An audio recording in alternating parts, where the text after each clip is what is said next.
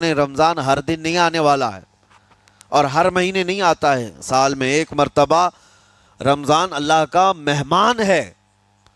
اس کے آنے سے پہلے اس کی آنے کی تیاریاں بھی کر لو، اپنے جسم کو ابھی سے اتنی عادت ڈالو، بلکہ جسم کو نہ صحیح لیکن دماغ کو اتنا بنا لو کہ مجھے یہ کرنا ہی ہے۔ میں آپ کو اس لیے بھی ایکٹیو کر رہا ہوں کہ اپنے آپ کو اتنا پابند کر لو کہ رمضان آنے والا ہے اور اس میں عبادتیں زیادہ ہوں گی۔ کیوں؟ 20 رکعت کھڑے ہونے میں تمہارے جسم میں سستی اور کاہلی نہیں آنی چاہیے۔ ہاں، ایک دن تراویح میں جوش میں آیا اور دوسرے دن افطاری کر کے صلی علی سیدنا محمد معدن الجود والکرم وآلہ واصحابہ الکرام وابنہ الکریم وبارک وسلم صلاۃ دائمۃ سرمدا ابدا۔ اللہ عز و جل قرآن پاک میں ارشاد فرماتا ہے، لوگوں کے حساب کا وقت قریب آ گیا لیکن لوگ غفلت میں ہیں۔ یہ 17ویں پارے کی شروع کی آیت ہے۔ اللہ تعالیٰ یوں فرماتا، اقترب للناس حسابہم، لوگوں کے حساب کا وقت قریب آ چکا، وہم فی غفلت معرضون، اور وہ اترائے ہوئے غفلت میں پڑے ہوئے ہیں، منہ پھیرے ہوئے ہیں۔ لوگوں کو اس بات کا اندازہ ہی نہیں کہ حساب کا دن کتنا سخت ہونے والا ہے۔ میرے عزیزو، جب نبی پاک صلی اللہ تعالیٰ علیہ وسلم نے یہ ارشاد فرمایا کہ میں اور قیامت ایسے ہیں جیسے 2 انگلیاں قریب ہیں، 1400 سال پہلے رسول پاک صلی اللہ علیہ وسلم نے یہ فرمایا تھا کہ قیامت اتنی قریب ہے جتنا 2 انگلیاں قریب ہیں۔ اور اب کے زمانے میں تو قیامت کے سلسلے میں جو حضور پاک صلی اللہ تعالیٰ علیہ وسلم نے نشانیاں بتائی تھی وہ تقریباً پوری ہو گئیں، بڑی نشانیوں کو چھوڑ کر۔ اور یہ بھی حدیث پاک میں ہے کہ اگلا زمانہ اتنی تیز گزرے گا کہ تمہیں اس کا اندازہ ہی نہیں ہوگا۔ زمانوں پر زمانے آتے چلے جائیں گے۔ یہ جو آخری وقت کی نشانیاں ہیں،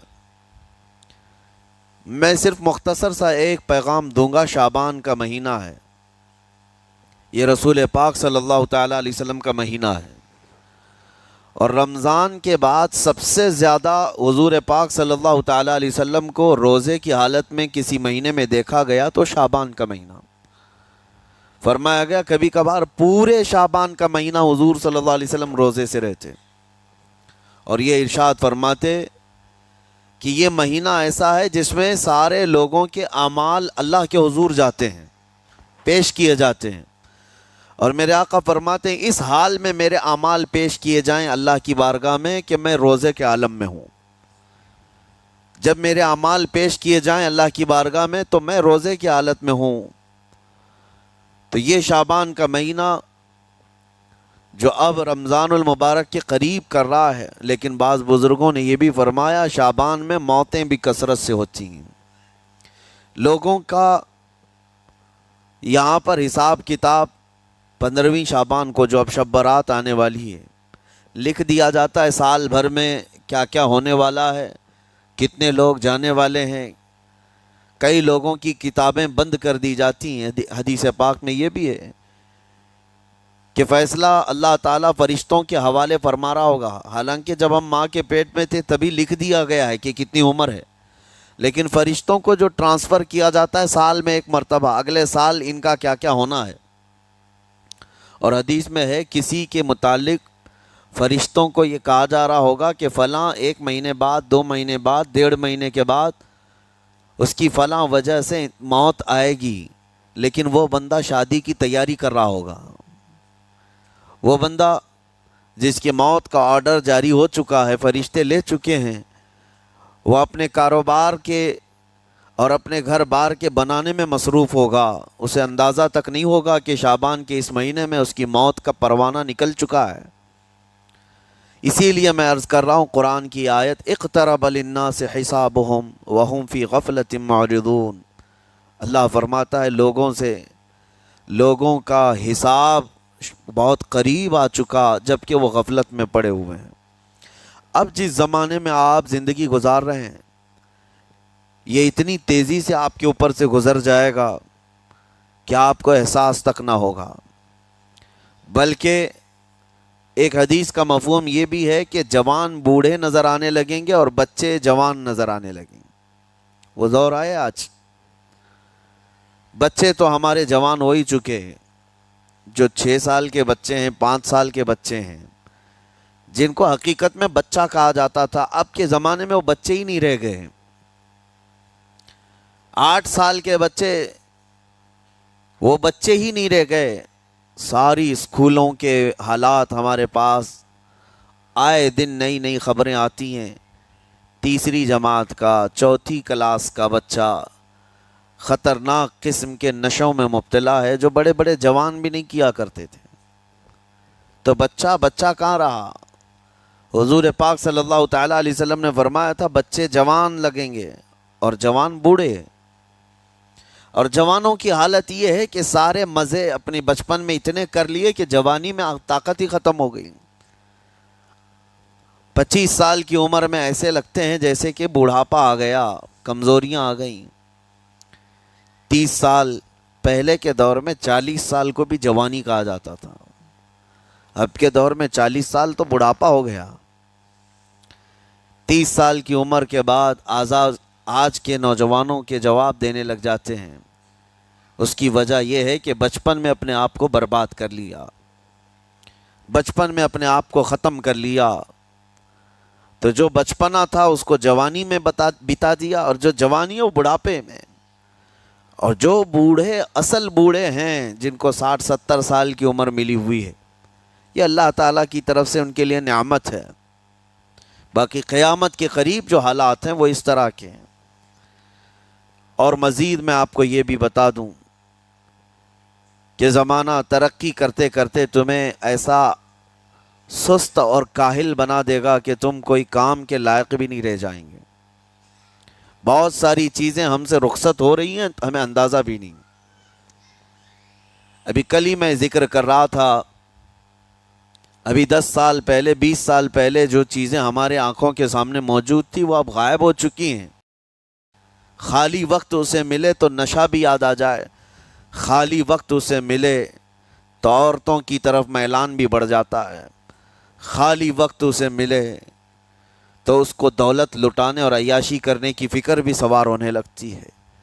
اپنے آپ کو کسی چیز میں مصروف کر لے، اور سب سے بہترین مصروفیت کیا ہے؟ اللہ اور اس کے رسول کا ذکر پاک ہے۔ یہ سب سے بہترین مصروفیت ہے کہ تم نے اپنے آپ کو اس میں مصروف کر رکھا تو اللہ تعالیٰ دنیا کی تمام مصروفیتوں سے تمہیں آزاد کر دے گا، برائیوں سے آزاد کر دے گا۔ قرآن میں رب تعالیٰ فرماتا ہے وَقَالُوا حَسْبُنَا اللَّهُ وَنِعْمَ الْوَكِيلُ، جنہوں نے یہ کہا ہمارا رب ہمارے لیے کافی ہے، ہمارا اللہ ہمارے لیے کافی ہے، اور کیا ہی بہترین مددگار ہے، کیا ہی بہترین وکیل ہے جس نے یہ کہا۔ اللہ فرماتا ہے اس کے فوراً بعد آیت آئی ہے فَانْقَلَبُوا بِنِعْمَةٍ مِّنَ اللَّهِ وَفَضْلٍ لَمْ يَمْسَسْهُمْ سُوءٌ، اللہ ان لوگوں کو اپنی خاص نعمتوں میں لے جائے گا، ایسی جگہ جہاں کوئی برائی انہیں چھو بھی نہ سکے گے۔ جنہوں نے اللہ کی بارگاہ میں یہ کہا حسبنا اللہ ونعم الوکیل، آگے بھی ہے دوسری آیت ہے نعم المولا ونعم النصیر، جس نے یہ کہا اللہ فرماتا ہے ان بندوں کو اللہ اپنی خاص نعمتوں میں لے جائے گا اور فضل میں لے جائے گا، ایسی جگہ لم یمسسہم سوء، جہاں انہیں کوئی برائی چھو بھی نہ سکے گی، کوئی برائی نہ آ سکے گی۔ اسی لیے کثرت سے اپنے آپ کو مصروف رکھو۔ یہ جو محافل ہماری ہو رہی ہیں اللہ کرے کہ ہمیشہ قائم رہیں۔ ہم ہفتے میں 1 مرتبہ ذکر کی مجلس میں آتے ہیں اپنے دل کو اللہ تعالیٰ کی یاد سے معمور کرنے کے لیے، ویسے کھانا تو دن میں 3 مرتبہ اور کوئی تو 5 مرتبہ کھاتے ہیں۔ اپنے جسم کا بھرپور خیال رکھا جاتا ہے، ہماری روح کے خیال کے لیے ان مجلسوں میں آنا ضروری ہے۔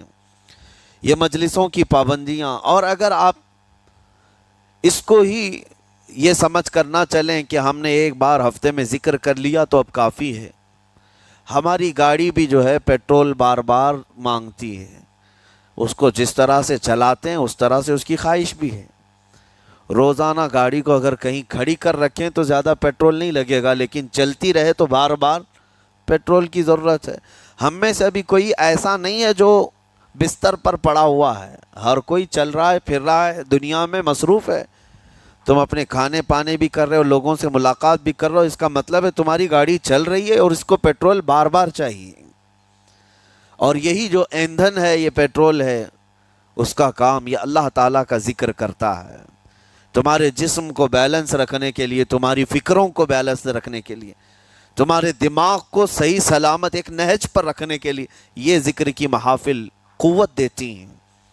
اگر اس ہفتے میں آپ نے ذکر کیا نہیں ہوا تو آپ اپنے ہی گھر پر سونے سے قبل بستر پر بیٹھ کر کیوں اللہ کا ذکر نہیں کر لیتے؟ 5 منٹ 10 منٹ اس مولا کو پکار کر کے سونے میں کیا حرج ہے؟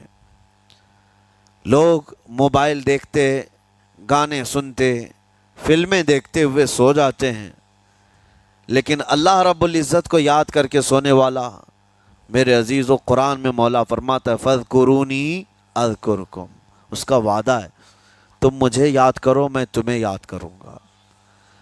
اور اس کی تفسیر میں اللہ تعالیٰ کے اس قول میں، اس فرمان کی تفسیر میں بزرگوں نے فرمایا اللہ کیسے یاد کرتا ہے بندے کو؟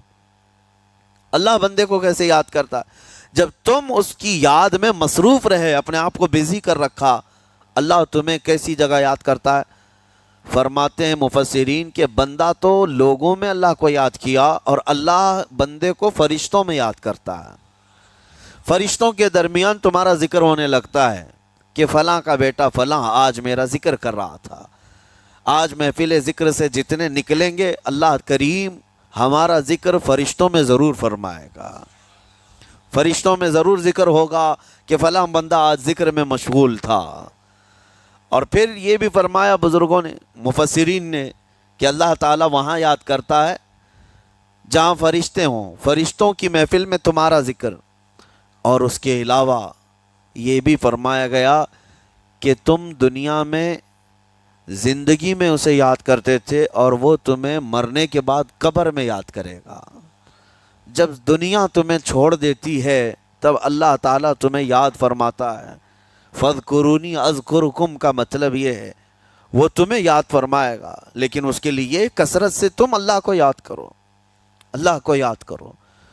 تو بہرحال میرے عزیزو، قیامت کی نشانیاں جو ہم نے آج مختصر آپ کے سامنے رکھی، وہ بہت تیزی سے تمہارے سروں پر آ رہی ہیں، اور تمہارے ہاتھوں سے بہت سارے کام اب چھن جائیں گے۔ ابھی آپ ترقیات میں خوشی سے بات کرتے ہوئے بیٹھتے ہیں نا، ڈسکس کرتے رہتے ہیں کہ سنا ہے ایسی کار آ رہی ہے کہ وہ اب بغیر ڈرائیور کے چلے گی، روبوٹ سے چلے گی۔ اس کو تو ہم خوشیوں میں ڈسکس کرتے ہیں کہ اچھا ایسا ہونے والا ہے۔ پہلے ایسا تھا کہ موبائل آپ بٹن کے دباتے تھے، کسی نے اگر خبر کر دیا کہ نہیں بعد میں صرف ٹچ کرنے سے آتا ہے تو آپ کہتے اچھا ایسا بھی آنے والا ہے۔ لیکن آپ کوئی کہے تو آپ کو کوئی تعجب نہیں، ٹچ اسکرین، کوئی تعجب کی بات نہیں، بنا ڈرائیور کے گاڑیاں آ جائیں گی۔ اس طرح ہوتے ہوتے نظام زندگی اس قدر بدل جائے گا، اس قدر بدل جائے گا۔ آج میری یہ بات نوٹ کر کے رکھ لیں، زندگی باقی رہی تو 10 سال بعد انشاءاللہ ہم ملاقات کریں گے، اگر اللہ نے زندگی باقی رکھی، اور اس کے بعد پھر ہماری یہ باتیں میچ کر کے دیکھیں کہ کیا کیا ہوا ہے اور کیا کیا دنیا بدل چکی۔ اسی لیے میں کوئی بھوشمانی نہیں کر رہا ہوں، اور نہ ہی کوئی جوتش بابا ہوں طوطا لے کر جو بیٹھتا ہے، یا تمہارے ہاتھوں کی لکیریں دیکھ کر کے کوئی فیوچر بولنے والا نہیں۔ مصطفیٰ کریم صلی اللہ تعالیٰ علیہ وسلم کی احادیث سے جو قیامت کے قریب ہونے والے، رونما ہونے والے واقعات ہیں، میں ترجمانی کر رہا ہوں حضور کی حدیثوں کی، اس لیے کہ ہمیں پتہ ہے دنیا کے سارے سائنسدان جھوٹ بول سکتے ہیں، مدینے والے کی بات جھوٹ نہیں۔ میرے آقا صلی اللہ تعالیٰ علیہ وسلم کا فرمان جھوٹا نہیں ہو سکتا۔ اس لیے اگلا دور جو آ رہا ہے وہ بڑا سخت ترین ہے۔ اب آپ دیکھیں، محنت سے عاجز، ہر چیز سے محنت سے تمہیں نکال لینا ہے۔ میں نے تو لکھنے پڑھنے کی ایک مثال دی کہ تمہارے ہاتھوں سے قلم چلا جائے گا، تمہارے پاس سے کتابیں جو پرنٹ ہوتی تھی یہ بھی چلی جائیں گی، بس تم موبائل میں آڈیو کتابیں سنتے رہو، اور دور تو ایسا ہوگا کہ کچھ لکھنا بھی ہے وہ بھی ابھی آ ہی چکا ہے، وائس کمانڈ جو ہوتا ہے اس کو بولو وہ لکھ کر کے دے دے گا، تم اس میں موبائل میں جو بولو گے وہ ٹائپ بھی ہو جائے گا۔ تو جب آپ کے بولنے سے سب لکھ بھی جاتا ہے تو قلم اٹھانے کی ضرورت کیا ہے؟ قلم چھوٹ گیا تمہارے ہاتھ سے، یہ سب چیزیں چھوٹ جائیں گی آگے۔ اب دور کے متعلق پیشین گوئیاں بعض سائنسدانوں نے یہ بھی کی ہیں کہ بچے پیدا کرنے کے لیے شادی ہونا بھی ضروری نہیں، یہ دنیا کا پلان ہے، یہ میں فطرت خداوندی کو نہیں بتا رہا، اللہ کے قانون کے خلاف ہے، لیکن دنیا یہ بھی چاہتی ہے کہ شادی کی بھی ضرورت نہیں، بچے ہم لیب میں پیدا کریں گے، لیبارٹری کے اندر ماں کی جیسے رحم دانی ہوتی ہے، بچہ دانی، آرٹیفیشیل اس کو تیار کر کے اس کے اندر کسی مرد کے نطفے کو رکھ کر اس کو وہیں پروان دیا جائے گا، نہ کسی یہ شادی کی ضرورت ہے، نہ کوئی عقد، نہ کوئی ایگریمنٹ، کچھ نہیں، جس کو بچہ چاہیے وہ لیب سے خرید لے، ہر طرح کی چیزوں سے تمہیں آری کر دیا جائے۔ ابھی تو بہت سارے لوگ سوال بھی کرتے ہیں ہم سے ٹیسٹ ٹیوب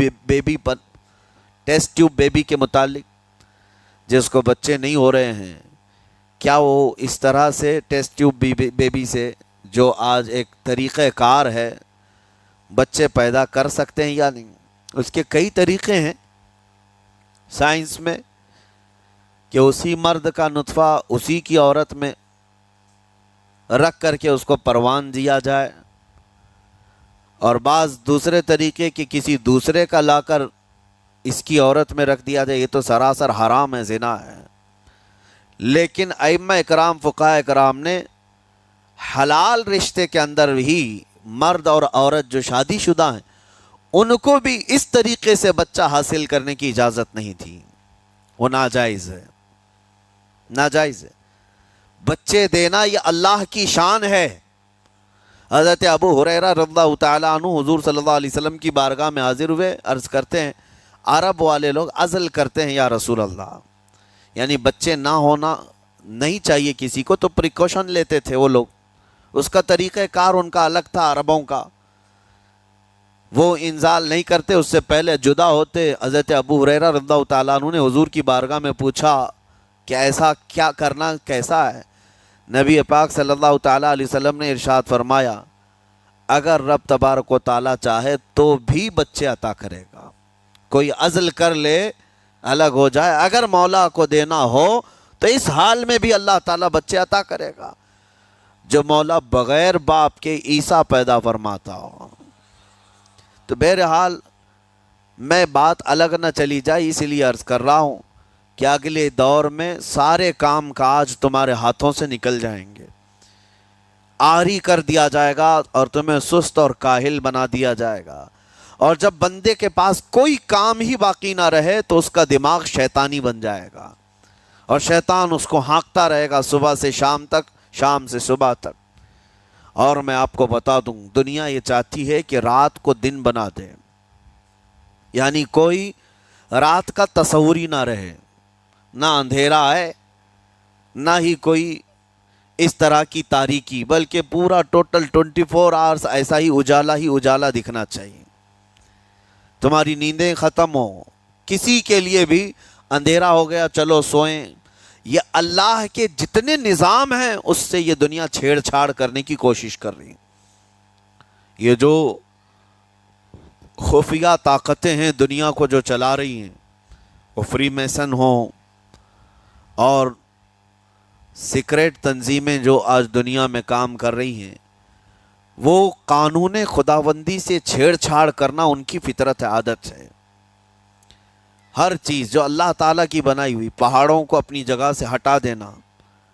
عرب میں آج پتہ ہے آپ کو، سعودی میں سب سے زیادہ پہاڑ کاٹے جا رہے ہیں، پہاڑ اتنے کاٹتے ہیں وہ لوگ، پورے کے پورے پہاڑوں کو انہوں نے زمین سے الگ کر دیا، اور وہاں پہاڑ کا وجود ہی نہیں۔ مکہ میں جا کر آپ دیکھ لیں، مدینے میں جا کر دیکھ لیں، 4 سال 5 سال کنٹینیو کئی مشینیں لگا کر کے پورے پہاڑ کو صاف کر دیا، پتھر کے پہاڑ۔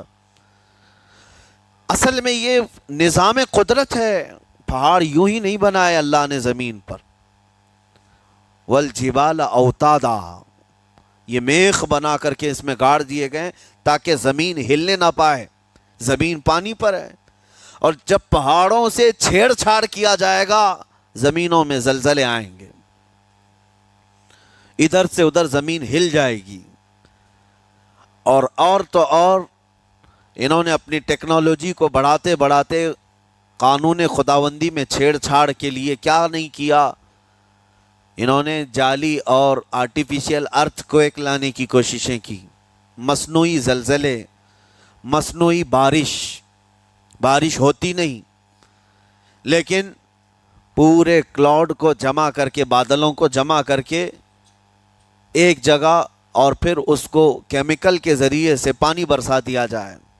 لوگوں کو لگتا ہے کہ ابر چھا گیا اور پانی آنے لگ گیا، یعنی بارش بھی مصنوعی برسائی جائے، ہوائیں بھی مصنوعی چلائی جائیں، پہاڑ بھی کاٹ دیے جائیں، جعلی زلزلے لائے جائیں۔ سونامی کو بھی لانے کی ترکیبیں ان لوگوں نے سوچی کہ زیر زمین جو لاوا ہوتا ہے اس کے اندر دھماکہ کر دیا جائے تاکہ پانی کی موجیں بے قابو ہو کر بہت زیادہ لہریں اٹھ جائیں اور دنیا میں تباہی مچائیں۔ بیماریاں اللہ کی طرف سے آتی ہیں، لیکن بیماریاں یہ لیب میں بنانے کی کوشش کرتے ہیں کہ وائرس بنائے جائیں اور لوگوں کے درمیان چھوڑ دیے جائیں، جس کو آج دنیا کی بڑی طاقتیں بایو ویپن کا کہتی ہیں، یعنی ہتھیار صرف گولہ بارود بندوق اور میزائل ہی نہیں ہیں، ہتھیار یہ وائرس بھی ہیں، کیمیکل بھی ہے، دوائیوں کی شکل میں۔ یہ برسوں سے یہ تنظیمیں اس بات پر کام کر رہی ہیں، حتیٰ کہ یہ نظام قدرت کو، نظام خداوندی کو پورے اکثر بدلنے کے لیے انہوں نے مردوں کو عورت بنانا، عورتوں کو مرد بنانے کی بھی مہم چھیڑ رکھی ہے۔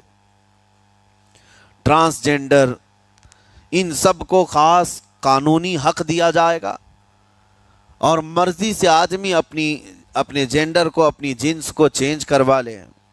یہ قانون خداوندی میں چھیڑ چھاڑ ہے نہیں، اور انسان کو جس کام کے لیے پیدا کیا گیا تھا اس کام سے اس کو عاری کر دیا جائے، کاہل بنا دیا جائے۔ اسی لیے دیکھیں، وہ رحمان مولا چاہے تو تمہیں گھر میں بٹھا کر خوب رزق دے، وہ غفار ہے جو چونٹیوں کو اپنے سوراخ میں رزق دیتا ہے، مچھلیوں کو پانی کے اندر رزق دیتا ہے، وہ اشرف المخلوقات کو کیوں نہیں کھلائے گا؟ لیکن اس کا حکم یہ ہے، اذا قضیت الصلاۃ فانتشروا فی الارض، جب نماز پڑھ لو تو زمین میں پھیل جاؤ اور اللہ کا رزق ڈھونڈو۔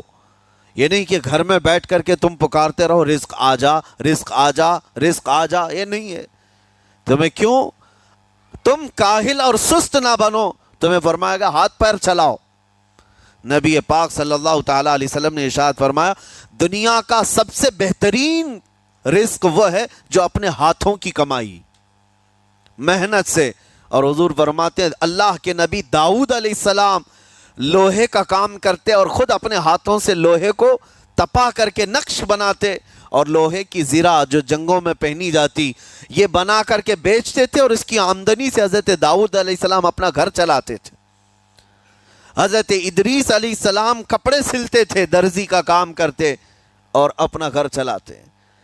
حضرت ابراہیم علیہ السلام گھر بنانے کا کام کرتے رہے۔ اسی لیے نبی پاک صلی اللہ تعالیٰ علیہ وسلم نے فرمایا اللہ کے سارے نبی اپنے ہاتھوں کی کمائی کھایا کرتے تھے، کوئی گھر بیٹھ کر کے نہیں۔ جو لوگوں کو آج یہ شوق ہے کہ بس کسی کو جائیداد میں کچھ پراپرٹی ملی تو کرائے پر چڑھا دو اور کرایہ کھاتے رہو، کیوں محنت کرنا ہے؟ کوئی کام کیوں کرنا ہے؟ میں یہ نہیں کہتا کہ کرایہ مت کھاؤ، کھاؤ کرایہ، لیکن اپنے جسم کو ایسا کاہل اور سست بناؤ گے تو یہ شیطان کی آماجگاہ بن جائے گا دماغ، اور اتنے گناہ کرنے لگ جاؤ گے کہ تمہارے کنٹرول میں نہیں رہے گا۔ تم اس کو جتنا خالی اور سست چھوڑو گے، یا آلریڈی جو سائنسدانوں نے چوہوں پر ایکسپیریمنٹ کر کے جو دیکھا، اکثر ایسا ہوتا ہے کہ چوہوں پر جو تجربہ کیا جاتا ہے انسان کے فطرت سے بہت زیادہ میل کھاتا ہے چوہوں کی طبیعت. اسی لیے آپریشن تھیٹر میں بھی سکھانے کے لیے چوہے اور مینڈک کا استعمال ہوتا ہے. دوائیاں بھی جو سب سے پہلے بنتی ہیں وہ چوہوں کو کھلا کر دیکھی جاتی ہیں. انسان کی طبیعت زیادہ اس سے میل کھاتی ہے. تو جو چوہوں کو ساری سہولیات دے دی گئی تھی تو وہ آپس میں شہوت میں مبتلا ہو گئے اور ایک دوسرے کا قتل کرنے لگے. یہی حال انسانوں کا بھی ہوگا. جب ان کو ساری سہولیات ایک جگہ مل جائیں گی تو یہ ایک دوسرے کا قتل شروع کر دیں گے. یہ کثرت سے گناہ کرنے لگیں گے اور ایک دوسرے کا قتل کریں گے. اسی لیے آپ کو میں جو بات کہہ رہا تھا وہ ادھوری رہ گئی. وہ رب تبارک و تعالی چاہے تو گھر بیٹھا کر تمہیں کھلائے, لیکن آپ مجھے یہ بتاؤ, یہ جو مسجد میں بلاتا ہے تمہیں رب تعالی 5 وقت, فجر میں, ظہر میں, عصر میں, مغرب میں, عشاء میں, اور ہر ایک میں تمہیں اپنی پیشانی زمین پر رکھنی ہے. ہاں, ایک مخصوص طریقہ ہے. کیوں؟ اللہ کریم کیا تمہارے ان اعمال کا محتاج ہے؟ محتاج ہے رب تعالی کہ تم جتنے سجدے کرو گے اس کا پاور بڑھے گا, اس کی طاقت بڑھے گی, تمہاری عبادتوں سے اس کے خزانے بڑھیں گے؟ کچھ نہیں ہونا ہے. وہ بے نیاز ہے, اللہ الصمد, وہ بے نیاز ہے. لیکن تمہیں یہ جو پریکٹس کرائی جاتی ہے وہ اسی لیے کہ تم سست اور کاہل نہ بنو. کسی گاڑی کو زیادہ دن گیریج میں رکھ دیا جائے, چاہے وہ نئی کیوں نہ ہو, زنگ لگ جاتا ہے اور اس کے بعد پھر اس کے اندر خرابیاں شروع ہو جاتی ہیں. انسان اپنے آپ کو اسی طرح کاہل رکھ دے, سست رکھ دے, تو پھر اس کے اندر بھی عجب عجب قسم کی بیماریاں, وہ گناہوں کی بیماریاں بھی شروع ہوتی ہیں اور جسمانی بیماریاں بھی شروع ہوتی ہیں. اسی لیے تمہیں 5 وقت یہ پریکٹس بھی کرائی جاتی ہے کہ نمازیں پڑھتے رہو, اپنے آپ کو بزی رکھو. تم بار بار پیشانی زمین پر جھکاؤ اور اٹھاؤ, جھکاؤ اٹھاؤ. یہ پریکٹس اسی لیے کرائی جاتی ہے کہ تمہارا جسم سست اور کاہل نہ رہے. اللہ کریم بندوں کے تمام مصالح اور ان تمام حاجتوں کو بہتر جانتا ہے کہ بندہ کس میں بہتر ترقی کر سکتا ہے. اسی لیے میرے عزیزو, اپنے آپ کو خالی مت چھوڑو, اپنے آپ کو خالی مت چھوڑو. اور وقت ہمارے پاس اتنا کم ہے کہ حساب دینے کے وقت ہمیں سب کو پتہ چل جائے گا قیامت کے دن. یہ بھی روایت میں ملتا ہے کہ بندہ یہ یاد کرے گا کہ میرے پاس اتنا وقت تھا, کاش میں کچھ نہ کرتا تسبیح لے کر بیٹھا ہوتا, کاش میں کچھ نہ کرتا دعائیں ہی کر رہا ہوتا, تو اللہ تبارک و تعالیٰ اس کا بدلہ مجھے قیامت میں عطا کرتا. لیکن جنہوں نے اپنے اوقات کو یہاں پر خالی گنوا دیے, فضول میں برباد کیے, وہ بہت پچھتاوے میں ہوں گے, بہت پچھتاوے میں ہوں گے. جتنا وقت اپنے پاس باقی ہے اس کو مصروف کر دو, اس کو مصروف کر دو. اللہ کریم ہم سب کو گزرے ہوئے تمام برائیوں کے کفارہ ادا کرنے کی توفیق عطا فرمائے. رب تبارک و تعالی ہمیں سستی اور کاہلی سے محفوظ فرمائے. میں آپ کو اس لیے بھی ایکٹیو کر رہا ہوں کہ اپنے آپ کو اتنا پابند کر لو کہ رمضان آنے والا ہے اور اس میں عبادتیں زیادہ ہوں گی. کیوں؟ 20 رکعت کھڑے ہونے میں تمہارے جسم میں سستی اور کاہلی نہیں آنی چاہیے. ہاں, ایک دن تراویح میں جوش میں آیا اور دوسرے دن افطاری کر کے خراٹے لینے لگ گیا, کھا کر کے پورا سو گیا, اور اس کے بعد پھر پتہ چلا سیدھے شب قدر میں آیا ہے. تو رمضان المبارک کو بھی جن لوگوں نے ایسا برباد کیا وہ پچھتاتے رہ جائیں گے. اور کچھ نہیں, رمضان ہر دن نہیں آنے والا ہے اور ہر مہینے نہیں آتا ہے, سال میں ایک مرتبہ رمضان اللہ کا مہمان ہے. اس کے آنے سے پہلے اس کی آنے کی تیاریاں بھی کر لو. اپنے جسم کو ابھی سے اتنی عادت ڈالو, بلکہ جسم کو نہ صحیح لیکن دماغ کو اتنا بنا لو کہ مجھے یہ کرنا ہی ہے. یہ رمضان آئے گا تو میں ختم قرآن ضرور کروں گا, یہ رمضان آئے گا تو تراویح کی 1 رکعت بھی میری مس نہیں ہوگی, یہ رمضان آئے گا تو پورا قرآن میں تراویح میں ضرور سنوں گا, یہ رمضان آئے گا پورے رمضان میں ہر دن میں نبی پاک صلی اللہ علیہ وسلم پر 100 بار درود ضرور پڑھوں گا. یہ عہد ہوتے ہیں, یہ رمضان کی تیاریوں کے طریقے ہوتے ہیں.